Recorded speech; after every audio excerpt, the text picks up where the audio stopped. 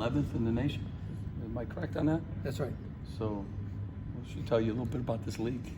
I don't know how many teams are in the top net, or I mean, I say that all the time, and there's a perfect example. You could be 11th ranked in the nation, and you could be 13th in the league. So 12 in the top 40. And 12 in the top 40 out of 14 teams. So it's a great league, obviously, great coaches and players, and the home court advantages. These places are sold out everywhere you go. They're tough places. So it's, Purdue yesterday, tough place to play, and league's going to be like that when you play 20 league games too. It's a monster every night. So that's the case, and we're just trying to go 1-0. What do you think of Indiana? I think they're really good. I think they're playing really good basketball too. Ohio State is not an easy team to play against.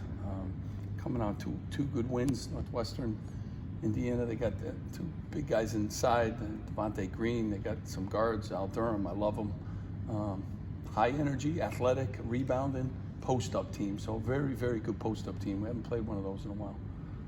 You have a message for Miles Johnson after a game like that, where he has the 2 fouls that were questionable in the first half, and the third one just to keep that 30 feet away from the basket. He needs to stay on the floor. Yeah, I mean, obviously, play him 12 minutes against, teams with front court size the way Illinois had it, and us too. He's young.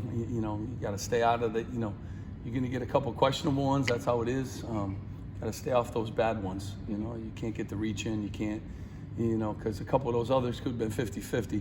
But you're always going to collect those, and that's why I always tell, guys got to be ready. I played, Duke and Shaq, and you got to be ready in these games. You never know what the obstacles you're going to face, and we faced that right away. As soon as he checked in, he seemed like he picked up a foul every time I subbed him in the game. So it was one of those games, and we need everybody. How did you feel that Shaq and Duke did when they played more minutes against some guys that had 4 inches and 40 pounds on them? Yeah, I mean, they're big and strong. I mean, an inch here or two doesn't matter. These guys are veteran guys. They're, I thought they did well. They really did, and it's not easy. You're wrestling with first-round draft picks, at Illinois, and Kofi is a problem. But they could play, and they just got to be ready. It just depends on the game and what it calls for. But Duke is, important in this game because their front court fouls guys. They collect fouls, so he's got to be ready, and so does Ron Harper, and so does Aquazi, and those guys got to be able to guard some guys around the basket. Steve, in the past, in one-possession games and nail-biters, you've called Gio's number in a big spot. How do you go about assessing that now when he's not available? Yeah, I mean, you got to figure out some different things. It's nice when, he has the basketball, but, I was real disappointed at the end, like giving up layups, and it never was, we had 2-point lead with 2:16 left. Like, we gave up layups, like you can't win a game on the road when you do that down the stretch. And, in close games, we've been defending people. So the score never really matters. But, you got to get some good looks. You got to go with some different guys. All the things that you have in for a player aren't available anymore. So you got to, make some adjustments and put some new guys in new positions. How is Gio, and when does the cast come off, do you know? Yeah, I mean, it's just been a journey. He's going to see a doctor, so we'll know more. A lot of it's him and his healing, and then when he gets back, he's got to be able to take some wax and all that stuff. So, I'm not worried until they tell me, until the doctor says he's ready. We just keep going. When does he see the doctor? I mean, coming up. Okay. Yeah, soon. Yeah, I'm not sure exactly, but next day or two. Paul Mulcahy's defense, has he been farther along than you expected he would be? Yeah, I mean, Paul's been really good. He's a really good team defender too. So Paul does a lot of good things for us. Happy his progress. I think Jacob Young and Paul have been great energy guys off the bench and giving us huge lift, and that's been really important to us. They both bring different skill sets. So he's getting better and better, Paul, and he studies film. He does a lot of things that help that process. So I'm pleased with him. He's the only freshman. It's tough sometimes, but he's getting better. How's the team mentally and handling the success they've had and the accolades they've gotten? Yeah, you always worry about that.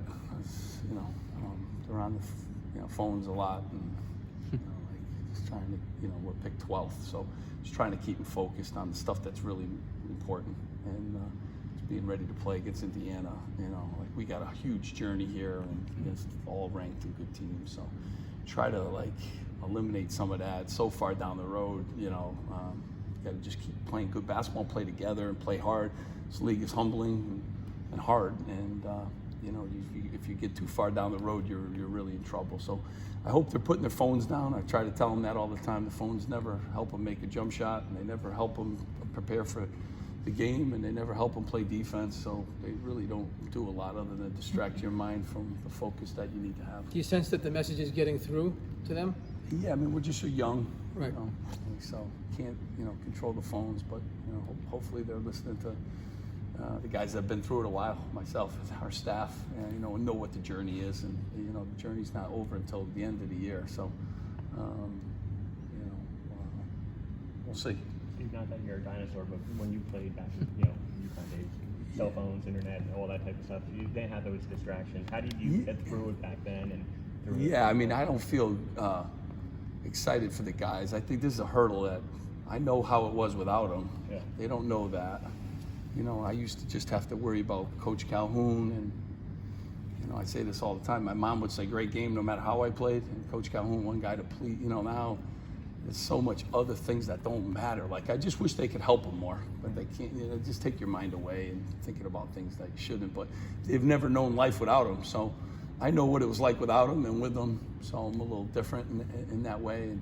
And I just think the bus trips were better. I think everything was better, but it's here to stay. So you just try to make sure that they're listening to the things that are going to help them do well in school and help them be better people and help them be better basketball players. Like, that's important, and try to get them focused on that.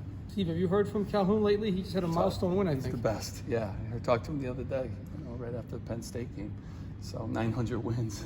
He's Still amazing. going. Oh, he's amazing, and I just say to him all the time, I'm amazed, at his age, and he has the same. He's like, it's just like playing Indiana, no matter who he's playing, or just like playing, Georgetown in the Big East, and he approaches every game that way. Loves coaching. And 900 wins. I say, Coach, I'm just trying to go 1-0, and he's like 900 wins. He's passing this guy and that guy, and I'm just very thankful that I can have a guy like him to talk to that has been through all the different things that he's been through as a coach and building programs and what have you. And he's building another program now. They're getting really good. And they're only in their third year of basketball. What do you have to say to you? Yeah, no, he watches every game. Okay. So he just talks about the crowd and talks about the rack, and we've talked many times about the rack, and he's the one that said it's the hardest place I said, we'll get in there too with it, and I want to really be excited because we're having another sellout. So I want to thank Rutgers Nation, and the place is going to be packed again for Indiana, which I love, and he talks a lot about that, and then he talks about family and all those other things. So it's great that we have that kind of relationship, and I'm very thankful for it. You mentioned earlier you hope the kids listen to you and the staff you've been through before. How challenging is it? I know you have a quasi, but when you have a team where none of them have really been through this before, as opposed to how you approach it when you have a veteran? Yeah, no, I think that's really challenging too, and plus they're really young, So we started 4 sophomores the other day, but they're great kids, and you just try to get them to stay focused amongst all the distractions. The phone just being a huge one that we didn't have when we were younger. Try to just keep them in the gym and film and doing the things that will help them play better.